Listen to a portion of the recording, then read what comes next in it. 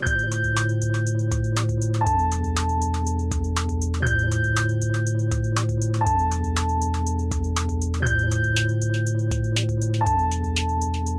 right, everybody, welcome back. This is The End of the World with Michael and Stu. I'm Michael. And I'm Stu, and today we are talking about the most influential masterpiece of the last 30 years. That's right, it's The Matrix. Kind of incredible we've gone 135 episodes without covering this.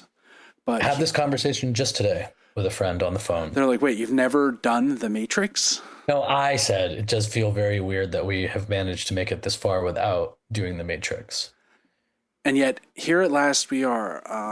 I mean, considering how many times we, in our, what's called in production meetings, we're just looking at like a list of movies and we somehow haven't done The Matrix. It really doesn't make right. Any it's like sense. number 5 on the list. It's right at the top, and it's surrounded by all these other movies we've already done. So that one's on us, maybe. But before we get into our discussion of The Matrix, just remind everyone that if you like the show, you should follow us on the podcatcher of your choice.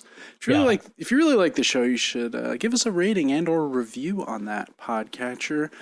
And you can also follow us on Instagram at The End of the World WMS, where we post exciting reels from the show. I've been meaning to move this little pitch to the beginning of the show because hopefully it will catch more ears this way, because we're always looking to expand the digital footprint of our program. It's one of the goals I had way back in 1999 when I saw The Matrix for the first time. Yeah, I mean, I said to myself, how do I expand my digital footprint? And lo and behold, 27 years later, here we are, finally putting the pitch up top. Yeah, I guess before we get into the movie itself, do you remember when you saw The Matrix for the first time? It came out in... I actually think I waited a long time. I know I didn't go see it in theaters, and I know that my initial response to it was that I was just not going to watch it. You were going to be just remain completely unclear. I was a pretty like straight ahead sort of pocketbook bullshit contrarian kid. No way. Loser, annoying. Yeah, all of that. I can't believe it. Well, except for music, where you love. Oh, too busy watching the like Red Sox lose to the Yankees in 5 because they had to trot Kent Mercker out to pitch game 1. But yeah. That was later in the year. The Matrix actually came out in March of 99, which I was surprised. I guess I just wanted to put the Red Sox season to bed before I moved on, you know? Yeah, I think I saw it in the theater. I was looking at the dates and I was like, did I see for spring break? Was it still in the theater? Because I guess I got out of high school. I went to boarding school. I got out of boarding school in early May. So I don't know. I still have not seen, what's the third one? Revolutions? I believe so, yeah. Reloaded is number 2? I think that's correct, yes. Yeah, I haven't seen the third one ever. I've seen all of the Matrix films, but I could not tell you anything about any of the sequels because I just didn't really engage with them. Sure. They didn't. There's some good scenes in them. The rave is legend. When they go to Zion and there's a rave, that's... Oh, they do go. Oh, do they go? Oh,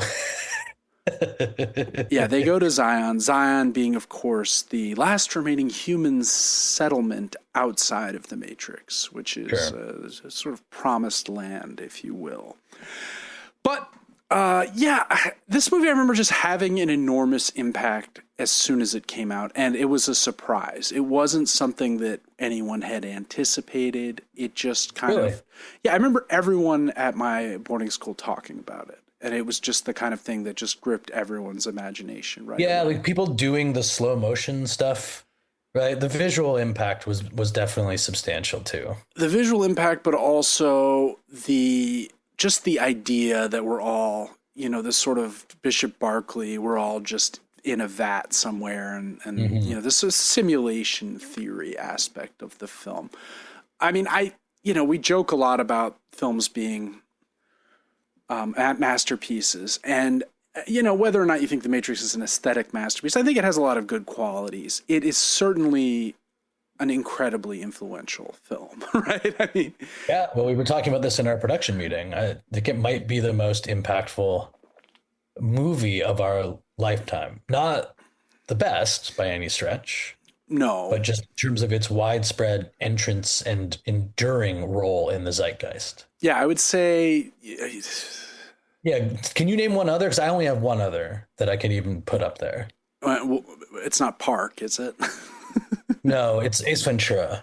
Okay, but that's a very Yeah. different kind of influence. Just like do not go in there. It felt like that stuck for a while. Oh yeah. Is that the one where he says "Alrighty then"? Alrighty then as well. Yeah, I was thinking the last movie that I can think of as having as sustained influence is perhaps Jaws. Interesting. Just in the degree to which Jaws has perpetuated the total dread of sharks in children for generations. That's, I mean, it's not. I think the Matrix is more influential in a slightly more interesting way. Yeah. Do you think it's more influential than Shakespeare in Love? Assuredly. Really? Interesting. Even though they tie the story into the way he was writing his plays, that's pretty crazy. Yeah, I mean, do you remember anything else about Shakespeare in Love? Because I remember I saw that in the theater. I enjoyed it. American Beauty. Remember American Beauty? Yeah. The first movie that said That's it was a great example because American Beauty did feel extremely impactful out of the gates. Where Matrix really separates itself, I think, is actually the long tail. Fact that the long tail has just been remarkable. I mean, we'll get into it later, but certainly the red pill of it all. Yeah, there's no escaping. The most influential movie moment in our entire lifetime. Yeah. Now there's a bunch of things about the movie that are quite dated. I mean, it opens with this like iconic green, streams of numbers going up and down, and it's over a black background. But as I was watching it, I was like, wait a minute. Shouldn't these all just be ones and zeros, like binary code? It's like there's a 9 in there. There's like a Chinese character here and there, right? I mean, it's like a real mishmash of stuff. Right away, I'm sort of, picking at the verisimilitude of this film about a sort of war against the machines. I think that is one point before we sort of briefly go through the story, which is that we had been, relatively speaking, online and on computers, not only in a fundamentally different way than obviously we are now, but for just way less time. Yeah. And so this whole visual like treat and this whole idea of what the world is, I think was, not like it's the most remarkable philosophical breakthrough going on, but at the time it came out, I think it's fair to say that it felt to regular folk like me to be sort of like an earth-shattering thing. Yeah, and I think the figure of the hacker was so potent at that moment. We loved the hacker. You had to have a hacker. Right? I mean, there was the film, of course, Hackers, which we will no doubt get to eventually. It's always some brooding guy and a woman invariably with short hair, right? We noticed this. Yes. There's a punk to hacker pipeline kind of filtered through either goth or grunge aesthetics, right? The hacker is the figure of the counterculture, but one who is a master of a form of mathematics. But because mathematics is not something you ever want to talk about in a movie, it's always in its popular depictions reduced to magic. Right? That's right. We don't ever see the hacker being like, okay, so I'm going to make a program that does the, and as you all know, and back and types the last 4 keystrokes and away we go. Right. It's never like, and in the C language, as you'll recall, it's just so it has this sort of aspect of wizardry, which I think this film does a nice job of capturing, even if it feels a bit outmoded. I mean, we don't really see the hacker in the same light as we did, No. I mean, the figure of the hacker today is more associated with maybe Anonymous, but even Anonymous is from 15 years ago. I think that's right, yeah. Mostly the hacker now is like an agent who tricks people into clicking links in fake emails, right? It's sort of been demystified is kind of what I'm getting at, right? Yeah. So the first scene we see Trinity, Carrie-Anne Moss, the height of her powers, right? Oh yeah. She's in a chase. She's jumping. She's doing things that seem to be impossible. And there's these mysterious agents who are the villains of the piece, who are just kind of generic G-men, right? We don't really see that archetype of the G-Man as much. It feels also like a holdover from an earlier era. But it is a holdover. They're still doing the classic thing of like when they show up at Thomas Anderson's office, they walk pointlessly slow, just giving enough time for him to get away. Like that type of scene, I think it really defines their whole vibe. Yeah. And they're so noticeable. Like they always have sunglasses and trench coats or suits or whatever. Right. And basically we see Trinity escape from these agents doing a bunch of impossible feats. She jumps into a phone line and disappears just as a truck kind of slams into the phone booth. The presence of landlines is a central aspect of the story. I need a landline. Where's a landline? They're constantly, calling back to the Nebuchadnezzar to find the nearest hardwired landline. Which, if this were today, I mean, nightmare scenario. Right. I mean, it's a really good illustration of when it was made. Right. The sort of like the reliance on that hard technology still. Yeah. So they're after some kind of messiah. But unfortunately, these agents are onto their messiah as well, but maybe the agents don't know about the messiah. Maybe they're still the lucky ones. And it's this guy, Thomas Anderson, as you mentioned, better known as Neo, which is his hacker name, right? So there's an interesting thing here where the hacker I don't know if you know this, but did you know that Neo, it actually spells one? Oh my God. Yeah. Well, I was going to text you during the movie, but I didn't want to spoil it for you. I got to go. I got to go out and ponder this for a while. Neo also, of course, means new, right? I mean, he's the new one, if you will. Mm-hmm. In any case, he gets a warning. He's on his computer. Someone's like, they're after you. You've got to follow the White Rabbit. Some beautiful woman shows up that he's been doing some illicit business. He does the deal where he busts out the Baudrillard book. It's just, there's a lot of fun stuff that's just on the nose, right? Yeah, this is not a subtle movie. No, and it's good for that. It's fun. It's like biblical. You know what I mean? It just feels like it's supposed to be over the top. Right. His advice to follow the White Rabbit is then borne out by the fact that the woman whom he's doing this deal with, he's like trading a bunch of USB sticks essentially to her. She has a White Rabbit tattoo. She invites him to come along, goes to a club, meets Trinity, knows who she is. She is also a famous hacker. She hacked the IRS or blah, blah, More blah. More famous than him in a sense. Oh, she's a legend. Yeah. He's the OG kind of. Yeah, he's a relative. He refers to it as the D-base. Yeah. Are you on that? Are you the one that got into the IRS D-base? Like the database. It's gauche to call it that. We got to call it. He's got sort of a abbreviative lingo akin to my own. Man after my own heart.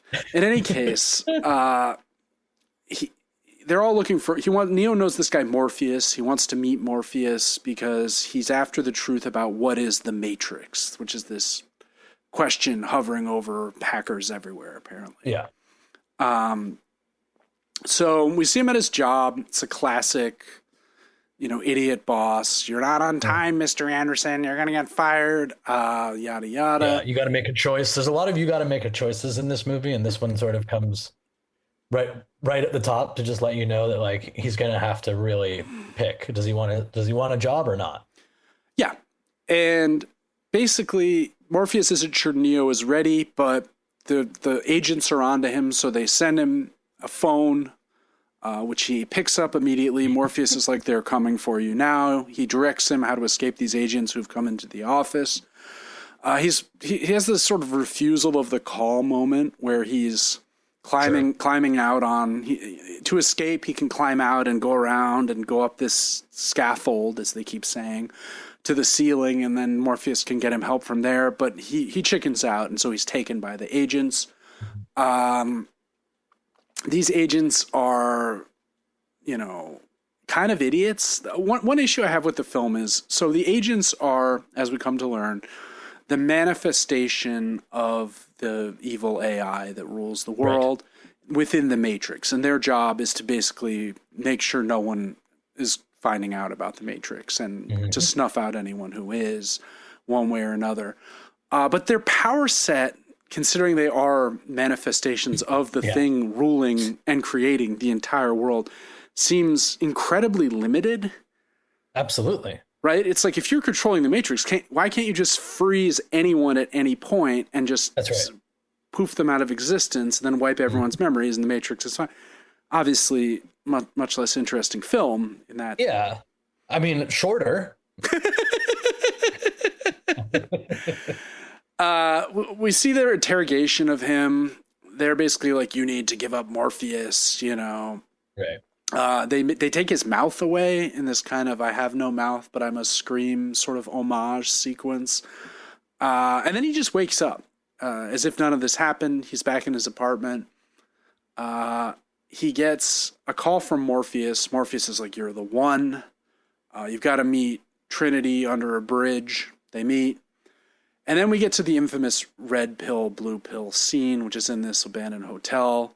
Lawrence Fishburne as Morpheus sort of presents Neo with these options. He can take the blue pill and he'll wake up and like forget all of this. None of this ever happened.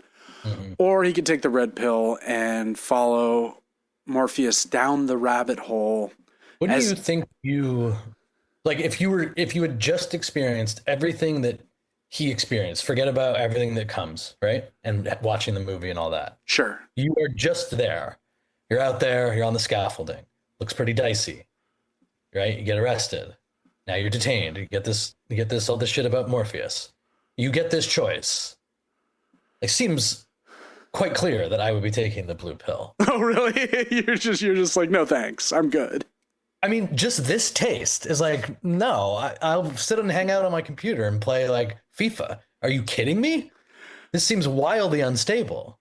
Yeah, but I mean, you got to live a little, Michael. You think you would take the red pill? Sure. I think here's what I think. I think a lot of people convince themselves that they would take the red pill, and in the moment, they're gonna go with the blue one. And I think I'm just comfortable enough to admit that, like, yeah, get me back in the vat. Honestly, that's the other thing. Like, I was 16 when this came out, you know, probably like 17, 18 when I finally watched it. I'm certainly like siding with this person who's going to let us all wake up from our nightmare, you know, like, and now I'm in my 40s and I'm like, I don't know, man. I mean, truly, I don't know. Yeah. I mean, I think one of the things about this film is that it presents these binary moments where truth can be revealed or you can live in the illusion. Mm-hmm. And I think as we go through life, increasingly we realize that this isn't how life works, that we're constantly having to compromise between what we feel to be the truth and what we know to be illusion, that we're having to navigate this. I mean, it's a beautiful thing to imagine you might be able to just take a pill and then the truth of reality is yours and you're no longer encumbered by the restraints of everyday life. Mm-hmm. But I don't think for anyone that moment ever comes, right? I mean, look at the way, for instance, billionaires behave, right? It's like, oh, I'm a billionaire. I don't have to worry about work anymore. What do they all do? Work more than ever and try and destroy their enemies and get pettier. And the world. Either directly or indirectly. There is no way out in a certain sense, right? Mm-hmm. For most people, it seems. So, you know, finally, Morpheus says, you know, the bunch of Alice tumbling down the rabbit hole. There's a splinter in your mind that's driving you mad. And it's the Matrix. Do you want to know what the Matrix is?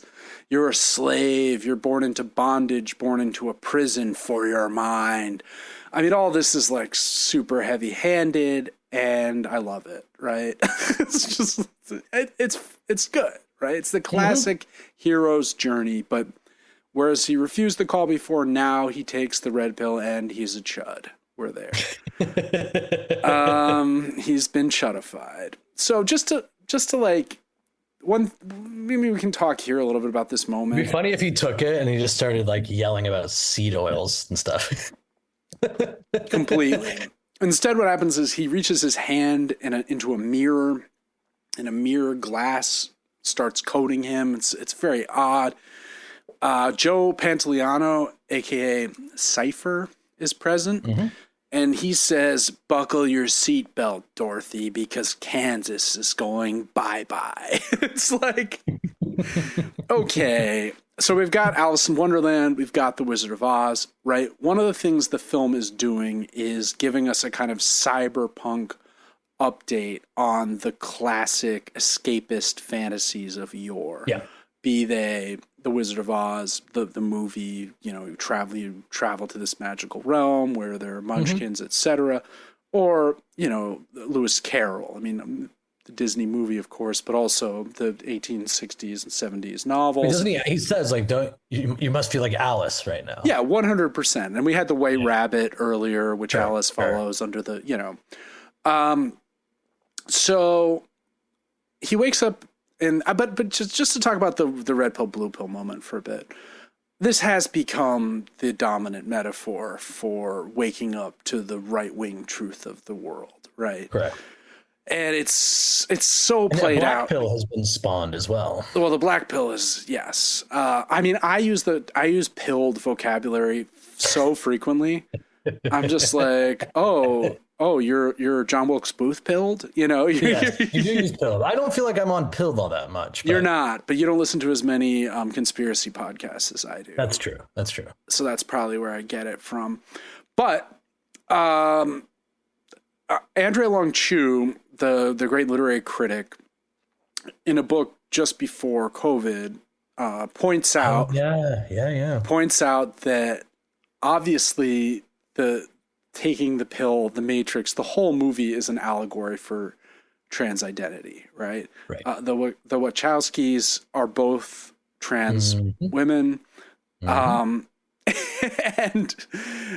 Chu points out that the red pill is even the same color as the classic estrogen pill that trans women would be prescribed in the 80s and 90s, And it's just funny to me that given all that and given the sort of chud culture's immense hostility towards transgender identity, that they're just like, yeah, take the red pill, man. Wait. It's like, yeah, do you know what that's about? I don't know. Anyway, we get to. But it is like in some ways, it's perfect. Like this is how enduring it is. It's like the perfect illustration of the sheer ignorance of their belief system, right?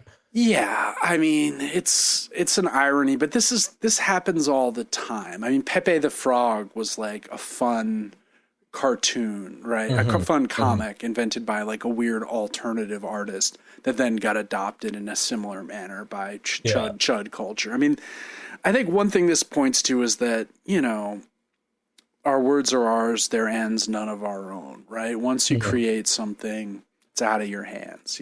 Even if it has the most obvious meaning imaginable, you can count on people to get that completely wrong, right? It's like Breaking Bad.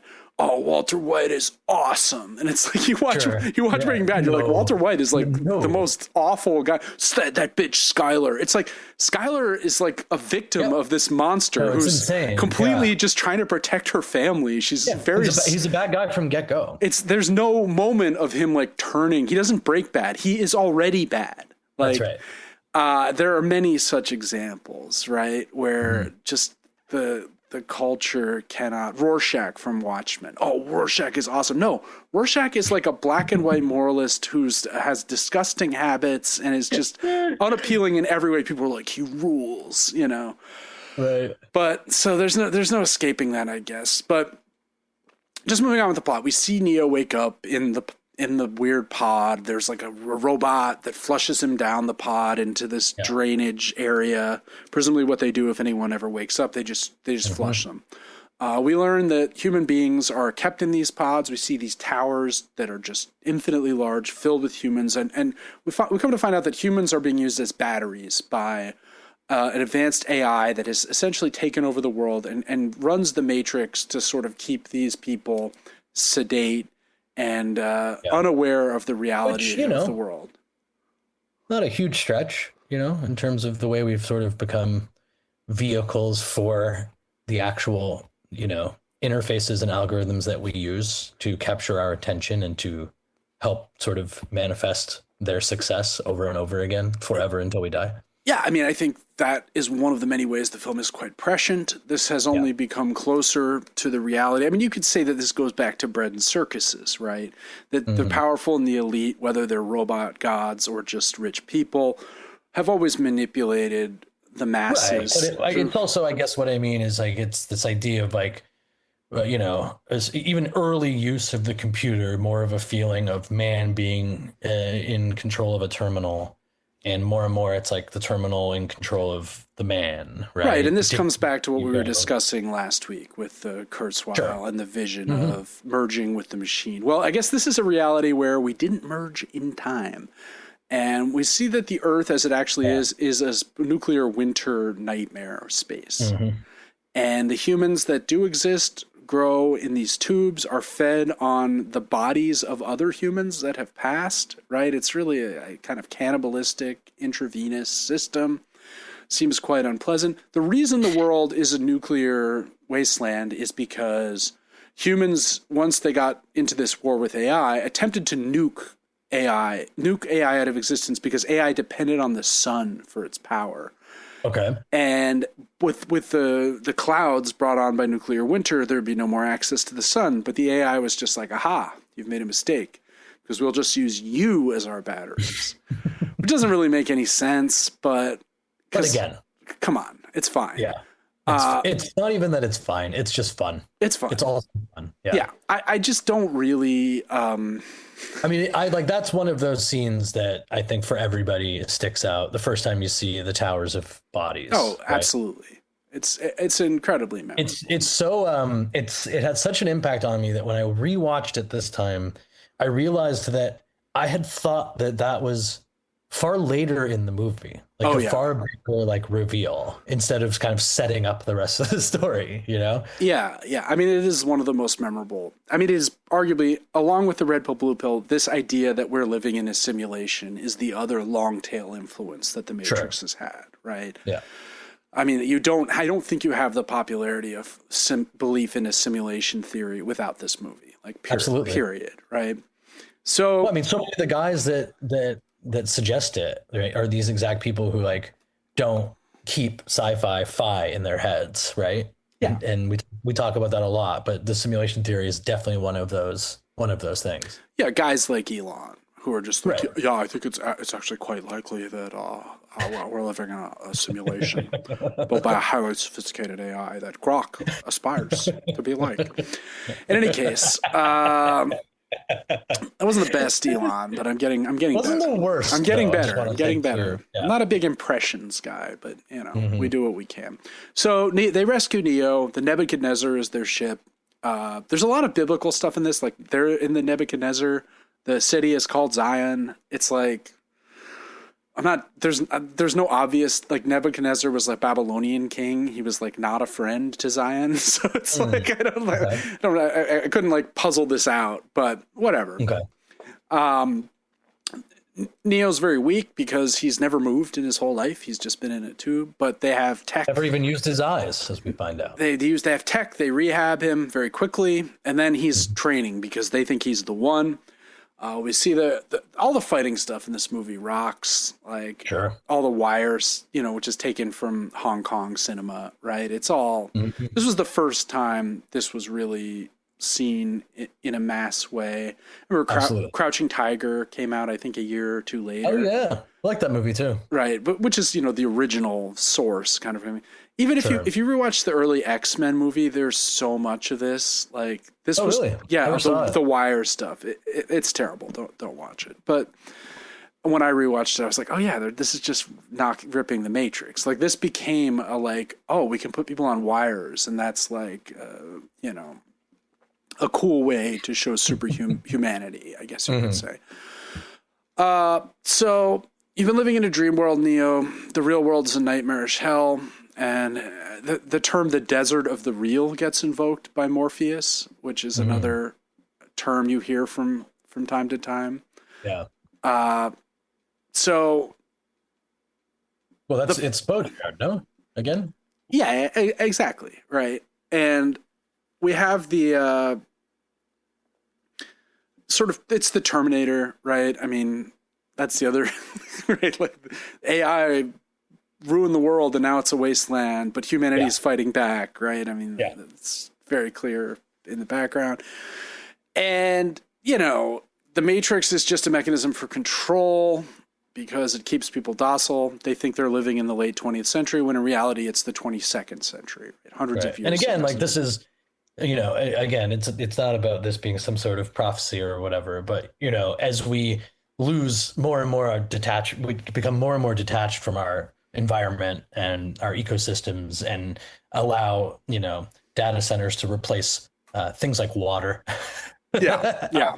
The computer generated dream world built to keep us under control is like becomes more appealing. Accurate. Yeah, that's right. I think one thing that's funny about this is so they're basically fighting to wake everyone up and to like free humanity from robot enslavement. But it's like, look at the world they're waking humanity up into. This is what I said to you. I was like, we all know how it ends, but yeah, there is just something about like when the liberation happens, it's just be so funny to have somebody be like, what the fuck were you thinking? Like, I was a banker. I was eating steak, my man. I was at a fish concert. Yeah, they played one song that lasted like 46 minutes. And then it was about to end and you woke me up. Now I'll never know what Trey's crescendo solo was going to be. So we've got a little bit of dissension in the ranks. We meet all the other crew members on the Nebuchadnezzar. I'm not going to go over them meticulously, but the main guy to know is Cypher. And Cypher says to Neo early on, I know what you're thinking. I bet you're saying, I wish I took the blue pill or something like that. It's Joe Pantoliano, famous as Ralph Cifaretto in The Sopranos, which you'd know if you'd watched it. And, he's in, he and Carrie-Anne Moss are both in Memento also, which is we should do Memento eventually. I love Memento. I saw that in the theater, and that's one of those things where I'm like, how did I know in the year 2000 to see Memento in the theater? And I'm like, oh right, I read about it in the newspaper. That's how. Right. Same way I found out about trades and what the upcoming NBA schedule was. Right. But we have your stock portfolio. Oh yeah, well, I gotta check the. Got to check the journal for my numbers. So there are these monsters that chase them around in the dark tubes that they travel in before they hook into the Matrix. And what we come to learn is that they can like hook into the Matrix and they have programs preloaded. This is a little bit like what we were talking about last week, where Neo learns Kung Fu because they just put a Kung Fu program in him and suddenly he can do all the moves. And as they're moving about in the Matrix, which we think of as the real world, they really need something they can call in and be like, I need to know how to drive a helicopter or whatever. Yeah. And that they have these tapes available. It's all quite quaint. I like the idea that these are all just on discs. That there isn't a mainframe that just pushes keys. Like the idea of a cloud. Well, exactly, right? That everything's still very dependent on wires, despite the fact that they can call the people back on the ship from wireless phones, but they can't travel through them. They have to travel through wired phones. So we see Cypher is betraying the crew, right? And he just wants to go back into the Matrix. He wants to be rich. And the agent he kind of plays out the story that I'm talking about. He gets to have a nice meal. He's having a big glass of red. He's chewing on steak. He's like, I'd like to be important. I don't like. And in fairness, you're on the ship. You're eating the same thing every day, like he says. You're eating gruel, protein gruel. It's not an insane decision. Truly, it doesn't. For me, it doesn't even come across as particularly evil in the way that that type of turn does in many movies. Well, it's certainly selfish. It's selfish, but again, under an understandable type of selfishness. Would 51% of people like to be at the restaurant, wine and steak, or parading around a hellscape trying to survive? I don't know. I just don't know. Yeah. I would say the way we live today, I would suggest that most people would stick around in the simulation. Yeah, I think that's right. So they take Neo to the Oracle, who is a woman with presumably even greater magical powers than Morpheus or Neo, who is aware of this prophecy. There was originally a man in the Matrix who had freedom, who had full control of himself, could see through the Matrix, could do whatever he wants, but he died. But there's a prophecy that he's going to return, and they think Neo is the one. The Oracle, interestingly, tells Neo that he's not the one. She's like, sorry, kid, you got all the things, but, you're just and I'm sitting there like, wait a minute. What have I been doing watching this thing? This is a weird moment, because is the idea that if she told him he was the one, that would ruin his being the one somehow? Like, well, what was the line from Morpheus, like when he's trying to explain? She said exactly what you needed to hear. Right. And that there's a difference between, what is it? Something the path and walking the path. Hearing about the path, something like that.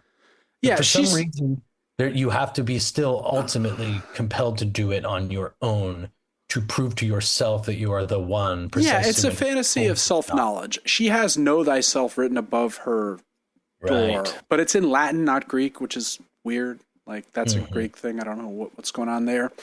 Like the biblical stuff, I'm just kind of so it's kind of like this event, when in their conversation where he says he doesn't know who he is. She points to the sign. She's like, you should probably figure that out. And that is the guide. That is the sort of thing that leads him to learn who he is. That's right. And she also says, look, Morpheus, you're going to have to sacrifice. One of you is going to die. Like, Morpheus is going to try and sacrifice himself for you. And as they're trying to get out, there's a glitch in the Matrix. Neo sees a cat move back and forth in a weird, repetitive way. And they know, oh, they're on for it. A bunch of their guys get killed. And this is when Cypher springs his trap. He kills people back on the ship by unplugging them.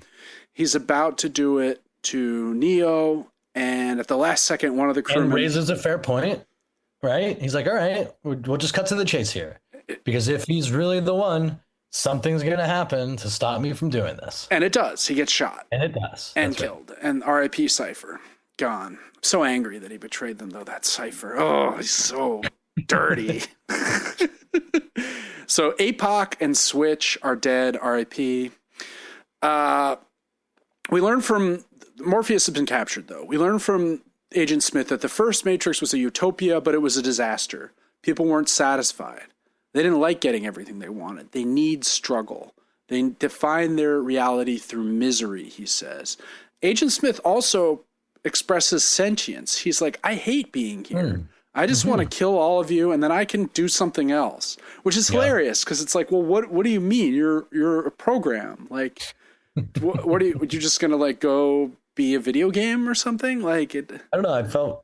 I felt quite sympathetic towards him in that moment. I'm not going to lie. I did as well. But again, it's this, like, why are we humanizing these robot killing machine things?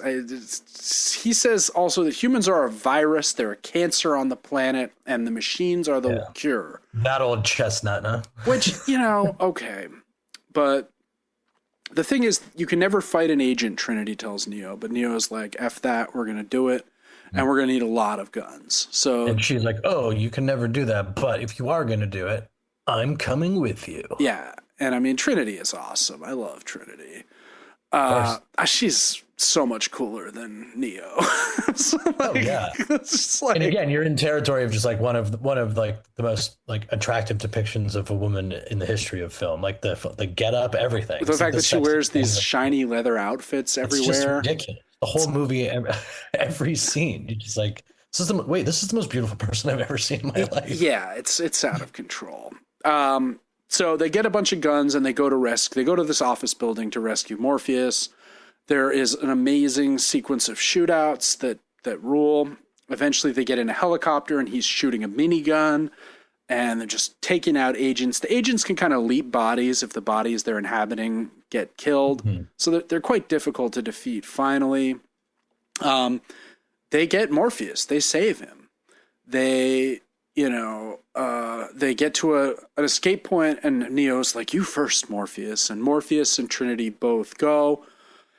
But then the line is cut because an agent has zipped in and we see this fight between Anderson, Neo. The agents always refer to you by your human name. So they say, Mr. Anderson.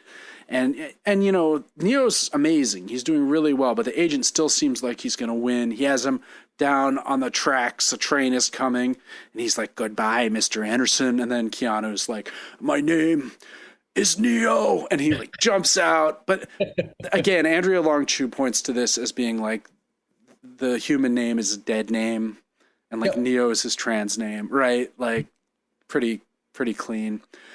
There's another epic chase, and then we finally get to the great moment, the last great moment.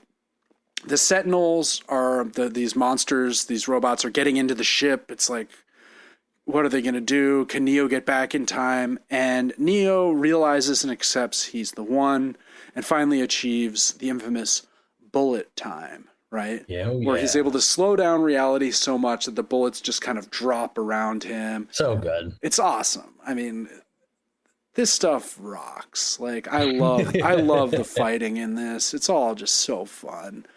And as you know, I rarely like fight scenes in movies. I mean, I really just don't do it. But these ones, they really do take you back. It was a crazy thing to see, and it remains really, really compelling. It all looks good. I also like one thing we didn't talk about: how the world is a very accurate representation of the late 90s, but it's all kind of gray. You know, there's like this palette of grayness to everything except for, I mean, which is probably why Trinity in black like stands out, and Neo in his black trench coat and black sunglasses. And then the agents are these kind of gray figures.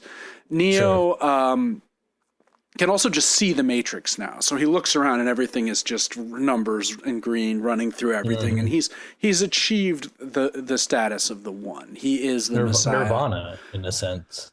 Yeah, he's transcended, right? He has risen above, in the words of Black Flag. But he's God, essentially, right? Yep. I mean, and he dives, he's JC, let's be real. Sure. He dives into the agent, and it's a very weird scene, right? Where the agent comes up and he's just like fending him off like he's nothing.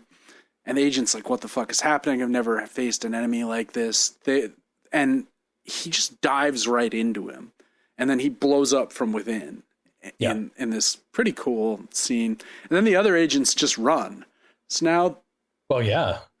I mean, the shoe's really on the other foot now. Throughout the film, if you see an agent, you must run. That's the only advice. And now the agents see him and they must run, right? They hit the EMP, the electromagnetic pulse that knocks out the Sentinel droids that are coming to kill them. And we have a moment. Did Neo make it back? Yes, he did. Oh, thank God. And he is the one.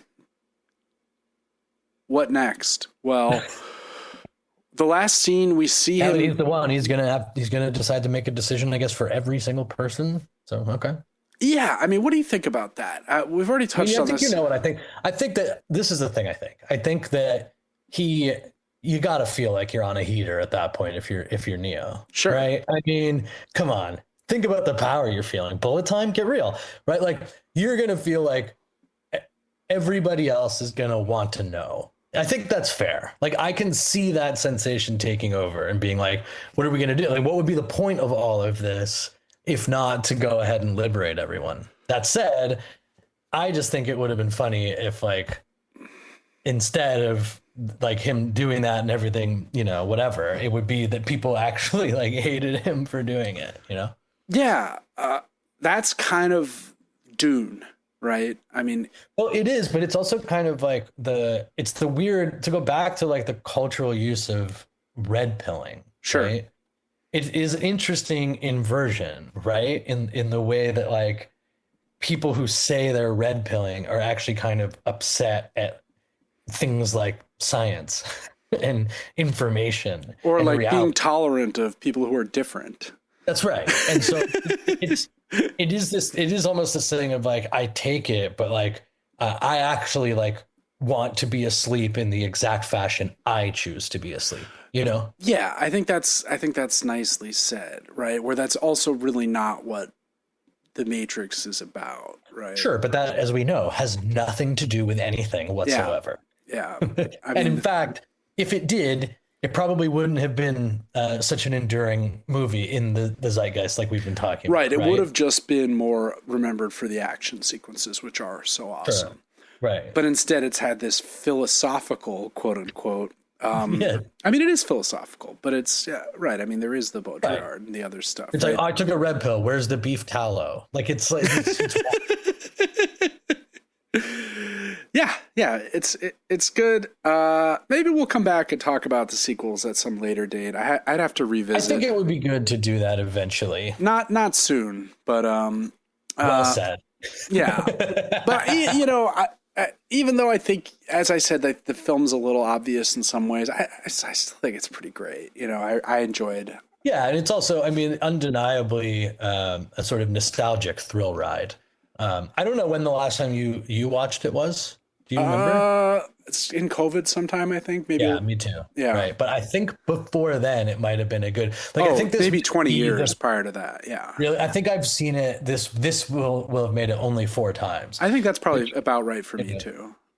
But it does. I sort of realized all these years later, having only now watched it 4 times in 2.5 decades, that like it certainly qualifies as as a rewatchable. Oh, yeah. Like I don't see why I'm not watching this every couple of years. It's a blast. Yeah, it's up there with Back to the Future, a couple other Jaws. I can always rewatch. Ace Ventura 2.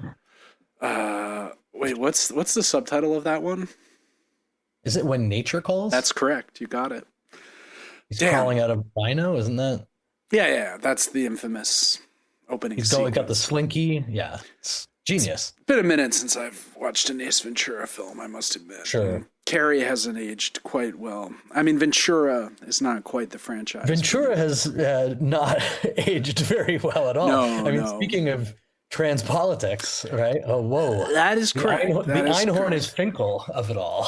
I liked Jim Carrey movies when I was a kid. But the one that I really liked and that I'd like to do for the pod someday is The Cable Guy. That was the one that always. Oh, I'd love to do that, and I'd love to do Ace as well. I think that is kind of an end of the world situation.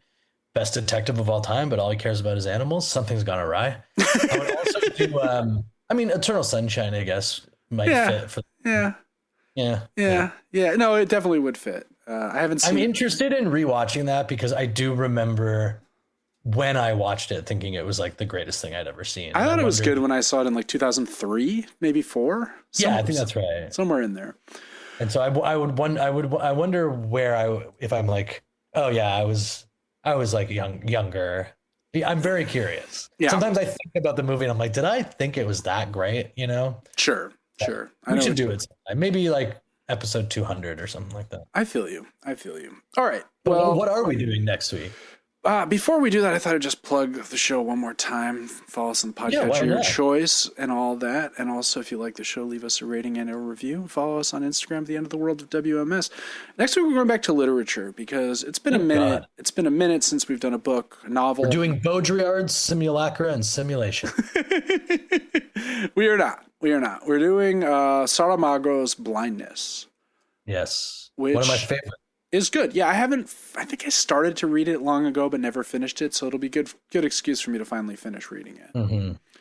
And I think a conditional novel, I like those, just here's the rule of the world. A novel about something that happens, right? Yeah. That's right. Yeah. That's good. It's good. So I'm looking forward to that. We will have some hypotheticals for Blindness, by the way, just for the fans of the hypotheticals. Oh, good. I've been cooking some up because we've been talking about doing Blindness for a couple months now. Yeah, right? You've been cooking. This guy was too lazy to read a book, and now he feels he has enough time. That's good. Well, you've been cooking some stuff up in the lab. Is that what I'm hearing? Yeah, I'm in the lab. Good. I'm in the lab on the hypotheticals designed precisely to irritate you. Good. Well, I love it. So, all right. So Blindness next week, and until then, this has been The End of the World with Michael and Stu. I'm Michael. And I'm Stu, and we'll talk to you real soon.